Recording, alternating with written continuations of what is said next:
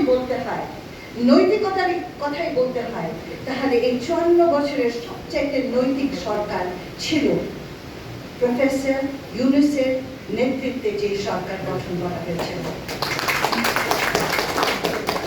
এরা পেশাগত মানুষ, এরা খেটে খাওয়া মানুষ, এদের বিশেষজ্ঞতা নিয়ে তারা প্রত্যেকে তাদের নিজের জীবনে ফিরে গেছে। আমি আমার ছোট্ট প্রতিষ্ঠানে ফিরে গেছি, আমি আমার কাজে ফিরে গেছি। রাজনীতিকদের সমস্যা কি? 54 বছর ধরে এক সরকার আসছে, এক সরকার যাচ্ছে, রাজনীতিকদের পেশা থাকে না। আমাদের মা বাবাদের আমলে দেখতাম যে রাজনীতিকরা হতেন তখন আইনজীবী। কেন? MP, member of the parliament, অর্থাৎ আইন নির্ণয় করবে।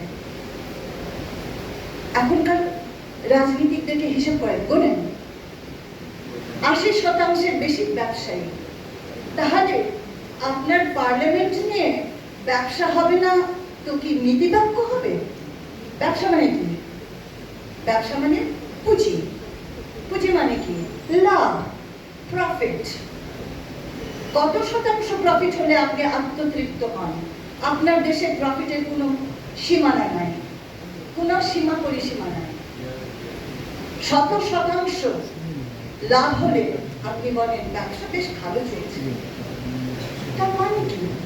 তার মানে করে হচ্ছে অত্যন্ত মৌলিক নৈতিকতা হারিয়ে গেছে। ব্যবসায়ের ভিতরে নৈতিকতা নাই। আমরা যারা সাধারণ মানুষ, আমরা ভুলে গেছি নৈতিকতা কি। কারণ আমরা সরকারের কাছে যখন ধন্যা দিই সেবার জন্য, জুতো ক্ষয় করতে থাকি, আমরা জানি যে কটা পয়সা যদি আমি ঘুষ না দিই আমি সেবা পাবো না।